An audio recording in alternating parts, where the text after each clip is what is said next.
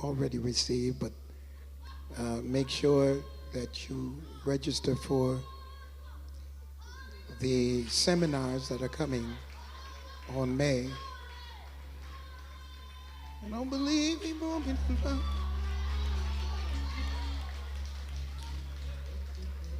Amen. Mother shouting at 90 plus.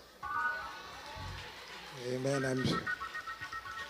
I'm sure she can declare, I don't believe he brought me this far to leave me.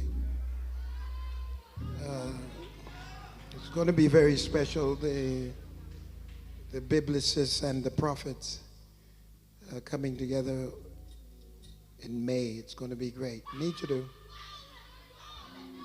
need you to pray for me, and I should say pray for us. We've got to run over to Korea for 3 days. Can you imagine? You land one day, spend 3 days, get on a plane to come back. So I need your prayers. We'll be in the air probably half the time that will be on the ground. Run quickly to 2 Peter, if you will. And I'm trying to close. Every time I get in it, I have an epiphany and then something else moves. And that's the way the Word of God is. The way the Word is that there is no end to it. And one man preached in Russia years ago. He had only one Bible page. And he preached from that one Bible page for 39 years. That's all he had in 39 years of oppression and religious persecution. One page. God spoke to them for years. One page. In the early part of the verse of the chapter 2, again, quoting as his divine power given unto us, that's verse 3, all the things that pertaineth unto life and godliness through the knowledge of him that hath called us to glory and virtue, whereby are we given unto us. I didn't read that properly.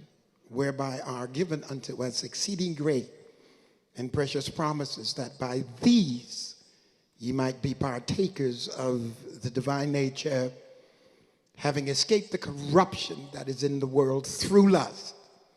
And beside this, that's where we're going today, giving all diligence. Add to your faith a virtue, to virtue knowledge, to knowledge temperance, to temperance patience, to patience godliness, and to godliness brotherly kindness, to brotherly kindness charity. For if these things be in you and abound, they make you that ye shall neither be barren nor unfruitful in the knowledge of our Lord Jesus Christ. But he that lacketh these things is blind. A very interesting word from the Greek that we get our word myopic from. Short-sighted. You can't see him in knowledge without these virtues, without these qualities. All right. And cannot see afar, and hath forgotten that he has been purged from his old sins. We have been talking for multiple weeks, except for not Mother's Day, except for Easter. We have been talking for multiple weeks about confirmation by expression. And it's simply stating that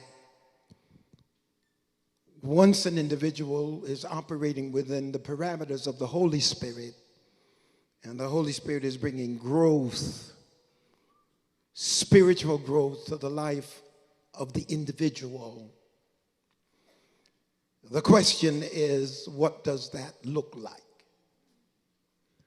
After I have declared my faith, and throw me some words on the board starting with faith.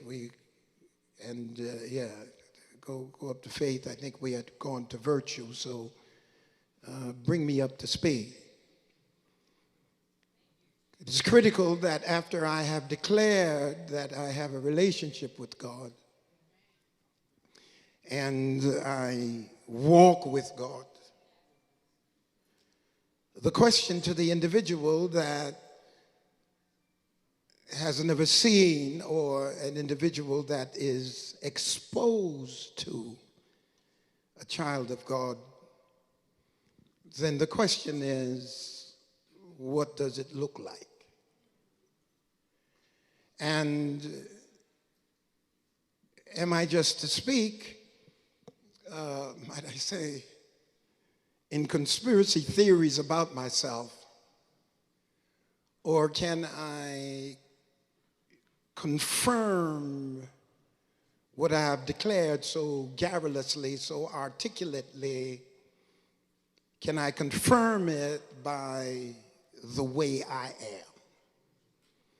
Now, if you notice very carefully from an etymological point of view, that we're not dealing with what we have, because most of us have relegated our walk with God and the confirmation of our walk with God by what we have. But God isn't in the business of saving people for what they have.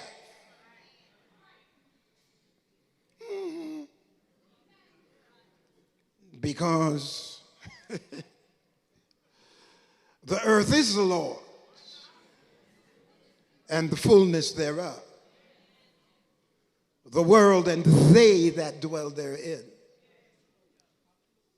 So what do you have? That's why you can't be jealous. That's why jealousy is a sin. Yes.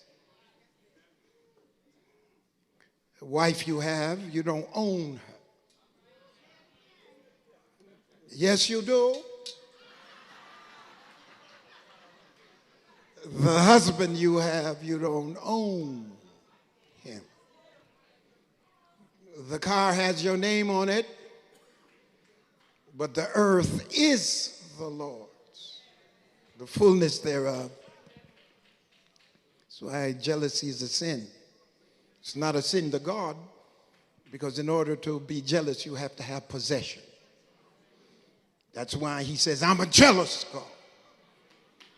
And he says it ebulliently because he owns everything.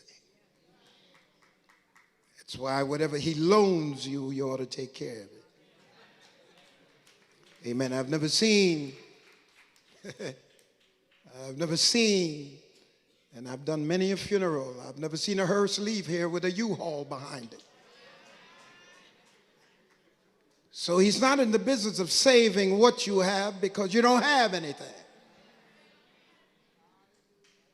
So it's not an approach or an expression of a relationship with God based on what you have, but it is based on who you are.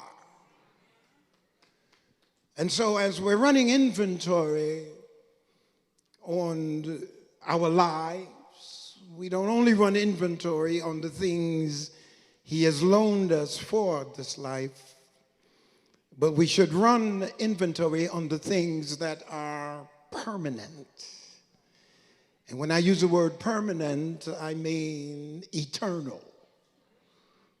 We use the word permanence when we speak about things that are really ephemeral. And ephemeral means that they're passing away. And he says, heaven and earth shall pass away, but not one jot or tittle of my word. My world will stand when everything else is gone.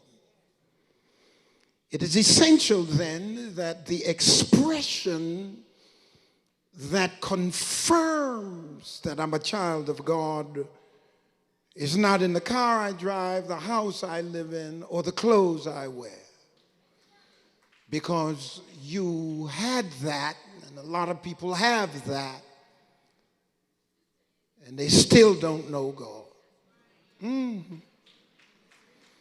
The demonstration then And the confirmation of the expression of being a child of God is seen with these virtues. When we move from, and we, maybe for those who have just come, we have dealt with the issue of partaking of his nature. We've dealt with that. We've dealt with the issue of having faith, and faith is the overall faith of being a Christian, not the particular faith that you have in God for moving him for certain things and certain conditions, but the faith that you express as a child of God, as opposed to Islam, as opposed to Judaism, the faith of Christianity that you talk about. I'm a Christian in its full sense, the faith of Christianity.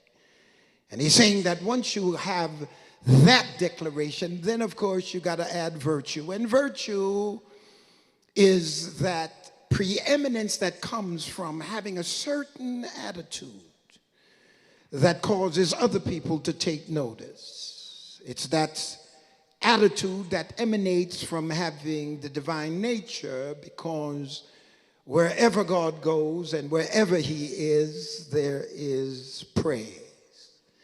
You can't come into his presence and not praise. He's not asking you to praise him for him to come into your presence, because you move, you live, and you have your being in him.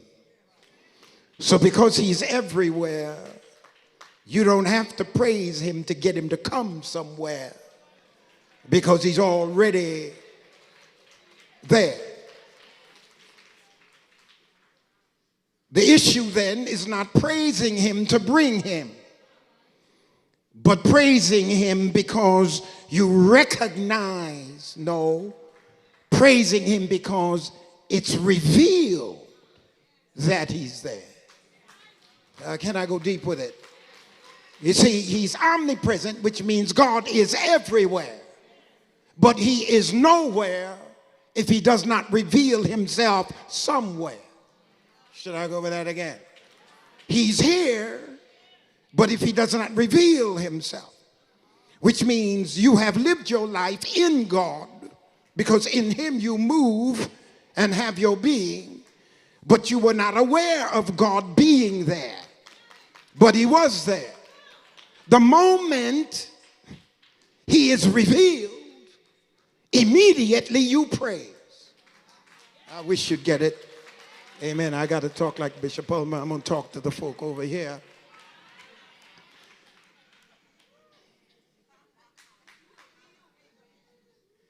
He is here right now. And one of the things we do that I think is extremely audacious and ridiculous is when we come in here, we sing a song, we invite you in this house. Oh, we get real reverent with it. I would like to go home this afternoon and walk to my door and somebody in there who's never made a payment say to me, we invite you in this house. Would you please get out of my way? So, how did you get in here in the first place? We do things like we invite the Lord, yet we say this is his house. If this is his house, then he's already dwelling here. The issue is if you walked in here and you got to invite him in, it's because you're not aware that he's already here. But if you walk in and you are aware that he's already here, you start praising him, because wherever he is, praise goes out, because he dwells in the midst of praise. Can I take it further? That means when you got up this morning in that one-room apartment, or if you got up in that 40-room mansion, it made no difference, because he was already there. The issue is, are you aware that he's there? And if you're aware that he's there, then immediately what comes out of your mouth is praise. You don't have to wait for a praise team.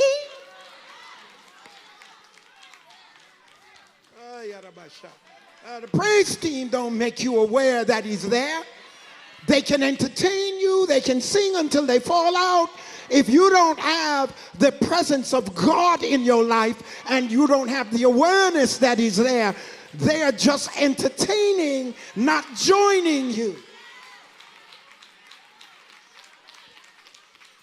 Oh, I feel like having church. So we dealt into that same spirit. When you walk into a place, you bring that spirit because you have that divine nature. And when, I give you another example. I go to, the last time I went to Korea, I got off the plane and people I know met me. So I know they were believers. I have gone to cities where nobody knew, I didn't know who was coming. But when I get off the plane, my spirit automatically connects to who it is that came to get me. Now, the problem they have is they have already decided that I'm going to look a certain way. Well, we're going over to meet the bishop. But they didn't expect the bishop to get off the plane in some raggedy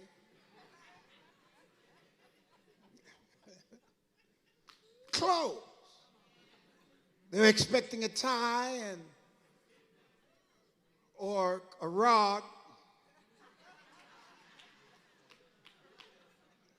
They were looking for something to identify the bishop. Now notice, they're looking to recognize me. To recognize me, it's got to be cognitive. It's got to be cerebral. It's got to be intellectual. To recognize me, you need your senses. But I walk up and I say to Patrick many a time, I say, now he is looking for us. Because I didn't pick up who was coming for me through cognitive, intellectual perception. I caught his spirit. I hope you're all with me. When you walk in a room and you have the divine nature, and a partaker of the divine nature, somebody else with that nature will recognize, will have revealed who you are. Because God is never recognized, he is always revealed. Whom do men say that I am? Thou art the Christ, the Son of the living God. Flesh and blood did not reveal that to you, but my Father that is in heaven. When you have the divine nature, it picks up divine natures wherever you are. And oftentimes people oppose you because they don't have the divine nature and they don't understand what you are. Oh, I feel like dancing in here. Then we moved on. We moved on now and we've come to knowledge. And we have to define the word knowledge because there are multiple biblical words for knowledge. One word we use a lot, and that is oida, where God has all knowledge. He has enough knowledge to know the hairs that are on your head. But the particular word here is the word gnosko. And it means taking in knowledge to come to know, to recognize, understand, or to understand completely. Now, there are many things that I know that I have not experienced. But I know. I know because it's a matter of fact. I know because I know your face and I'm acquainted with you cognitively and intellectually. But there are many people that you're acquainted with that you have no experience with.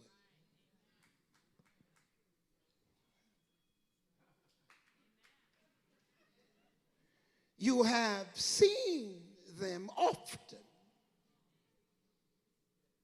but you have never been to lunch. You've never been to dinner. You've never inquired into the situations of their life, and you have had no experience with them. The Bible puts it another way. He says, haven't we cast out devils in your name? Haven't we prophesied in your name? And the Lord said to them, depart from me, ye workers of iniquity. I never knew you. Well, the issue is, I thought you said he knew everything.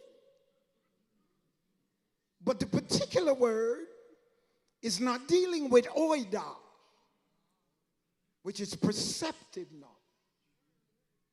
But the particular word, and I'm teaching you how we study and how we present, is dealing with the particular word gnosko.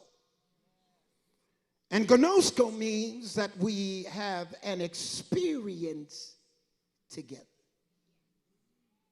How then does my knowledge of God grow? And how do I understand him completely as I sojourn to this world, through this world? And how do I express it? I will take a character called Job. Job had a relationship with God in abundance. But Job didn't know God in severity of time. He didn't know God in hard times. He only knew him in plenty. In order for him to have complete understanding, then there has to be an experience with God.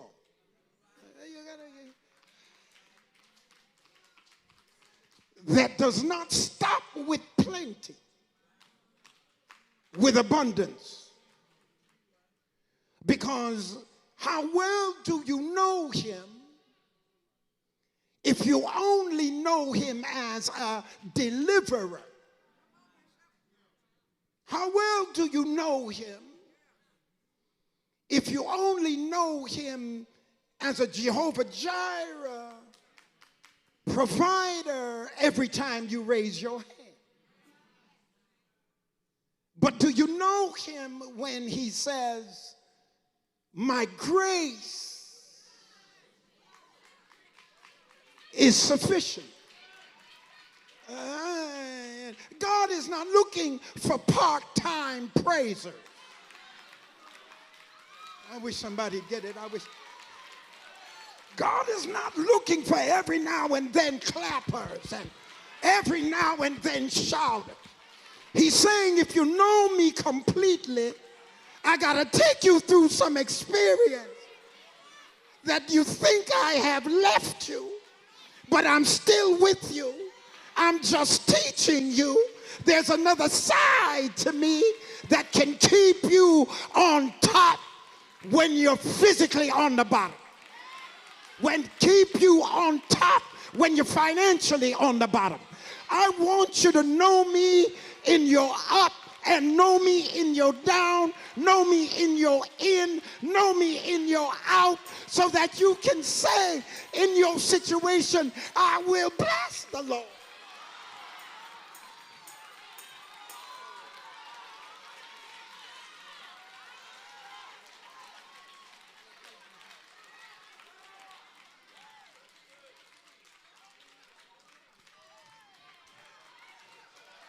Somebody gonna talk about you.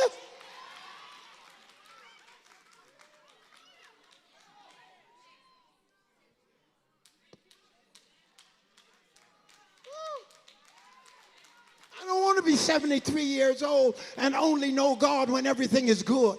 I don't want to be 73 years old and only know God when I'm driving good, living good, eating good. Where is my God when I'm not eating good, living good, driving good, wearing good? He's still there.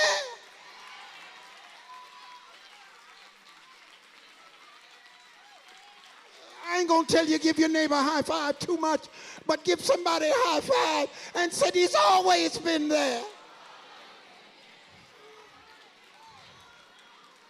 When you know him like I know him, you know he's always there. When they're talking about you, when they're trying to kill you, when they're trying to destroy you, when they bring up your past, he's always there. He's there. He's there. Open your eyes. He's there. I've never left you. I'll never leave you nor forsake you. I'm always there.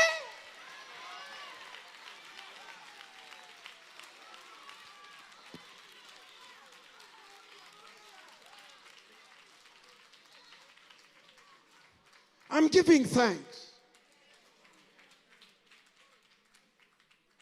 to a gentleman today and his wife that was married for 70 years. I haven't been around them physically for 30-something years. An occasional call, a meeting, hello. But what they meant to me in the dark time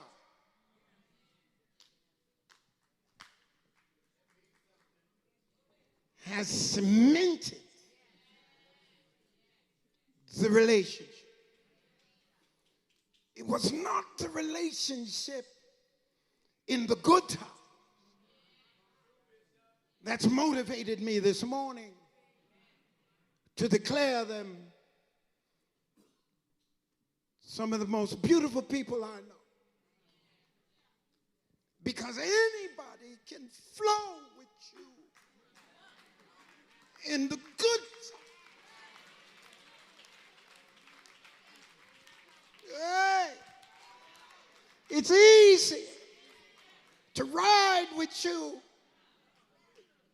when you sign in the check. It's easy to eat with you when you paying the bill. Oh, but when you have nothing to feed anybody with, you have nothing to drive anybody in, you have no house for folk to lay out and enjoy your company, are they still there with you?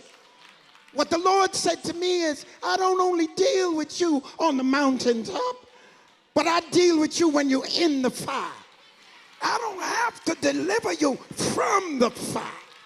If I step in the fire, I'll show you a side of me that folk don't understand. And that is, I didn't bring him out. I didn't take him out of it. I let him talk about him. I let him try to destroy him, but I didn't bring him out. I left him right there, but I stepped in there with him.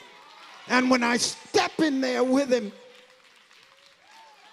here's the expression, confirmation by expression. We put in 3.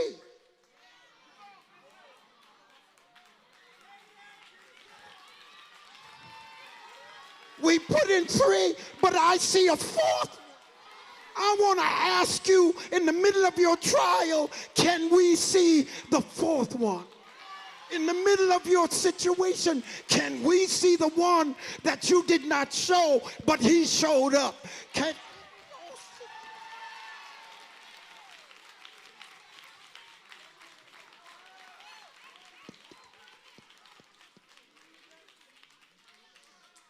y'all sit down? I'm trying.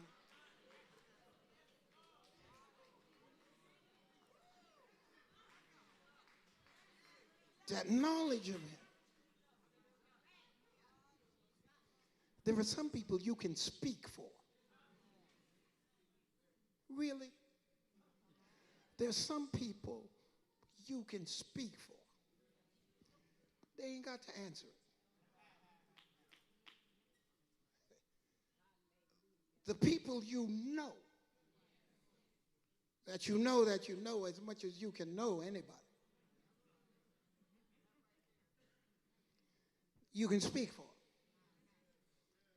It goes like this. That ain't her. Yeah, I heard what you said, but that ain't her. Well, you sure? Yeah, I bet my life on it. That ain't her. I know him well enough to know that ain't him. Yeah, but they saying that is not him. He ain't got an answer. That's not him. Do you know God like that?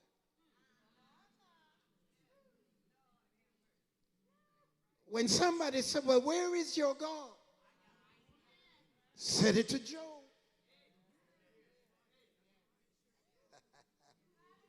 But Job knew him well enough. When his mate said, curse him and die, he said, you're talking like a foolish woman, because it ain't no cursing him and me dying, because this sickness is not unto death. This is a trying, a proving sickness to bring me into a relationship with him that I never had. Every now and then you ought to give God thanks for bringing in the relationship you never had. So in the middle of the trial of that relationship that's causing you to grow, you look up because you know where it's going, because you know your God. He's not going to leave me here. He's not going to leave me in this mess. This mess is for me to grow, because the mess is just a test to take me to a higher dimension in him. And that's what I'm after. I delighted myself in the Lord, and he gave me the desires of his heart. What was the desires of his heart? Him.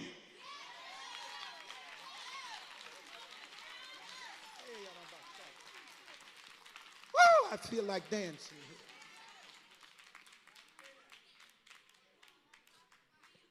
So let's talk about knowing.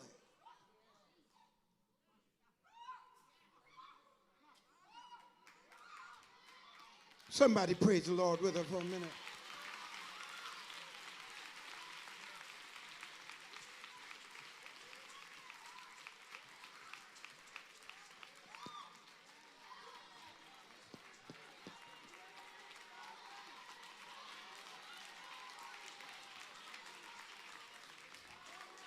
I started out and said, I'm a soldier in the arm of the Lord. I ain't gonna hoop. But as I was singing the song with thoughts to the message and the relationship of knowing God, I said to myself, what level of soldier are you?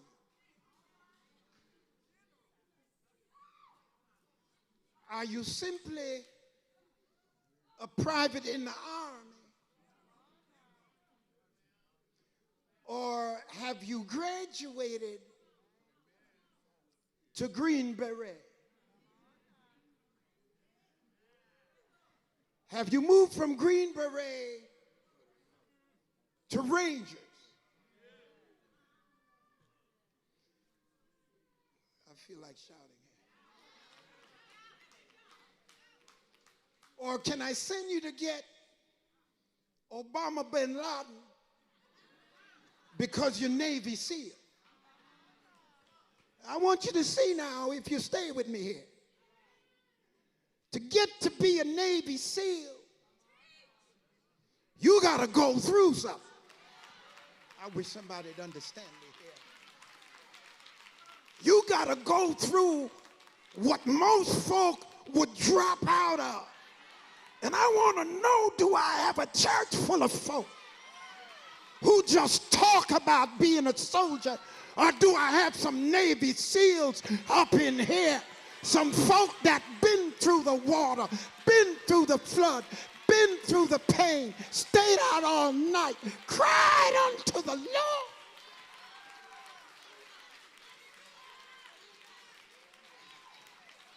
So now I can say, when the enemy comes up against you, call brother so-and-so. When the enemy is crying, call sister so-and-so. How do you know? Because I know what they've been through, and they've been close to the Lord. That's why God sends you to the hardest people, to the hardest situations, to the hardest time, because his anointing had took you through something to gain the knowledge of God.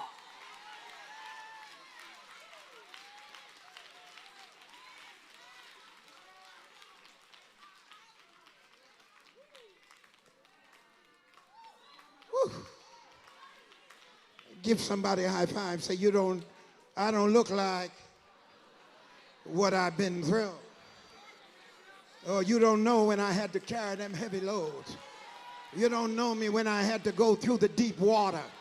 Kept me out all night. Tied my hands and my legs together. Put me in a 20-foot pool, and I had to go down and bounce back up. Go down and bounce back up to get a bit of fresh air. Now that I've been released, let the devil come. Let the demons rise. Let the witches show up. Let the sorcerers appear.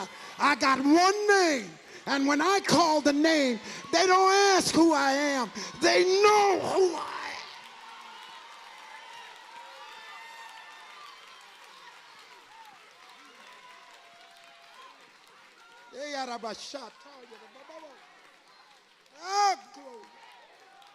I feel his presence in the house. Give somebody a high five. Say, neighbor, I can pray for you because I know him. I can encourage you because I know him. I can stand up with you because I know him. I can hold your hand in the middle of your trial because I know him.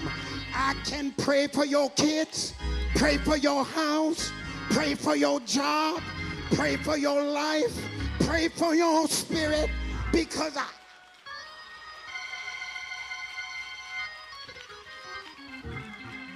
I know him.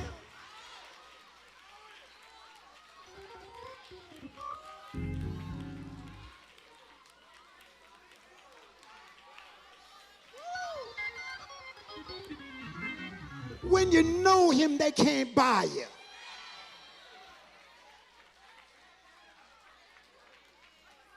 You're too valuable. To that person that's watching.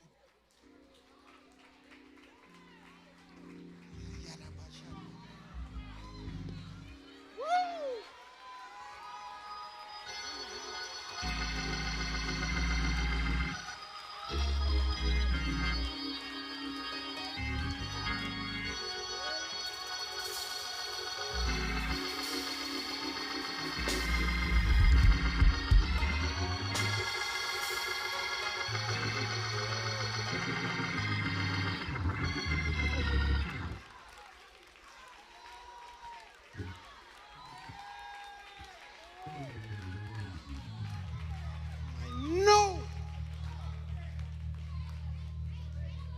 In the power of his resurrection. I want to know him. I ain't in the church trying to get money. I'm trying to know him. I had money when I was young. I had so much money at 19 and 20, 21. God said, I got to get you to know me.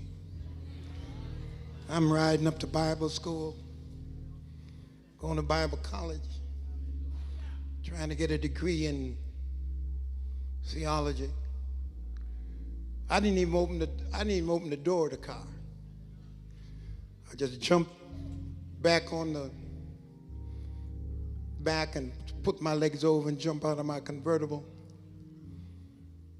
Stingray Corvette, red. 19, 20 years old. Didn't nobody buy it for me. But the Lord said, you don't know me. You don't know me. I got to get you to know me. Have my little son Noel sleeping over the battery in the Corvette. Living large. Big shot. So you don't know me. The preacher said to me that over the school, over the Bible college, said, oh, well, you got the construction company, you got all of this. When you going to preach?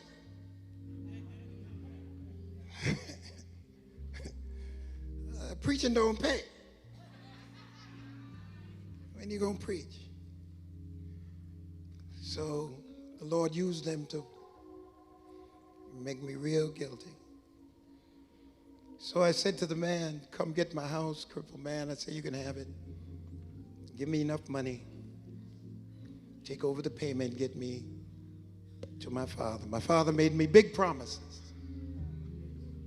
Oh, just come help me. Syracuse, New York, shoveling snow. All the way up to here, snow. Cold. Took my wife, my kids. Lord said, you don't know me. You got a money praise. You got a comfortable praise. You don't know me. How you gonna work for the children of God on all levels when you only know one level? How you gonna touch people everywhere where you only know the people in the suburbs? My daddy went to Jamaica for 3 weeks, left me to handle the church. Gave up everything. And at the end of 3 weeks, my daddy came back and gave me $50.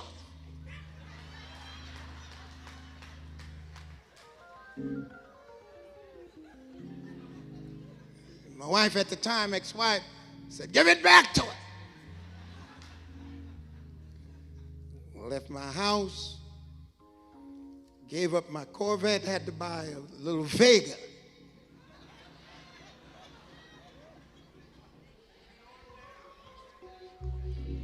Huh? You know, driving up in a car is like driving up in clothes. You don't want nobody see, man, I'm a Corvette man. Yeah, I'm pulling up in a Vega, a little Vega. Put me in a big, nice apartment building. But after a few months of them $50 and $30, $20, I'm now in the projects. Kids are walking on glass. So I said, Dad, I got to go get a job. Well, you can't work in the evening. But the evening jobs are the one paying, Dad. General Motors. I ain't gonna get no first shift job. They got too much seniority. So I go take a job at the Arbitration Association. Still shoveling the snow. Still teaching the Bible class. Broke. Don't even have the alligator on the nickel. Broke.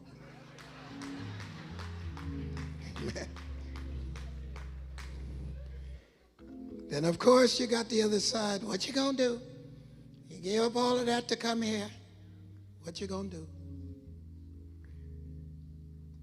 Got a job at General Motors.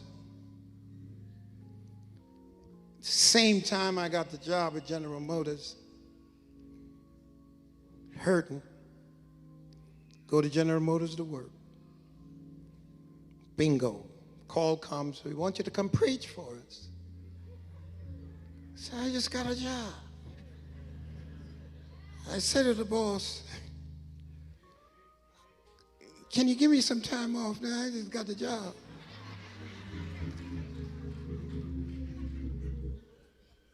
You called me when I was comfortable, and you sent me somewhere that broke me. And now I've got a job to deliver me. And at the time you give me a job so I can be respectable to my family, you call me to go somewhere and preach. Now the job that you've given me is going to be at risk because of what you're telling me to do. You could have told me to do that without bringing me here. And I'd have drove my Corvette to the airport instead of going in a Vega.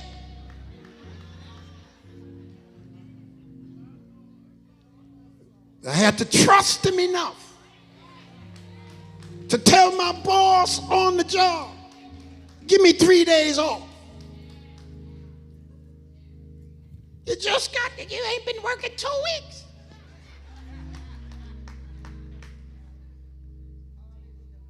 Hear me. Fired me. Because I kept on asking for time off. He said, you need time off? We'll give you time.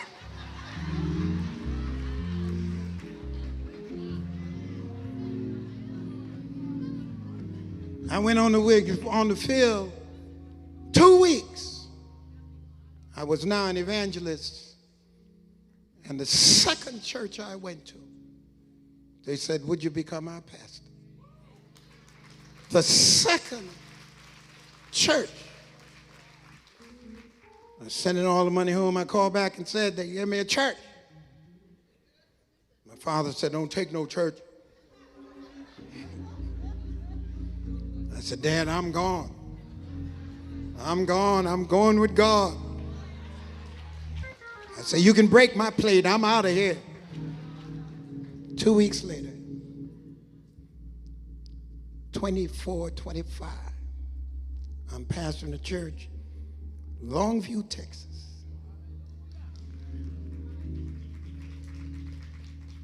I jump back in my businesses, and before you know it, I was better off than when I was. But I had to have an experience with God. So when I moved to LA, I didn't move to the house I owned in Malibu. I didn't move to the house I owned on the other side with Sean Connery up on the hill. I didn't go there. I went right over there to 84th and Hoover. Had a house in Malibu, but I lived at Hoover for 3 years. Right there, right with the saints, right with the folk of God. Because God is saying to me, I don't need you to know me in the suburbs. I need you to know me in South Central. I need you to know me in Watts and everywhere else where my name is being called. Because I'm not only the God of the evangelicals in the suburb, I'm a God of everybody who will call my name. And I need you to be able to relate to him. Do you know him like that? Come on, somebody. Get to that phone right now. The Lord is calling. God's unchanging hand. Come on, God's calling. Come on.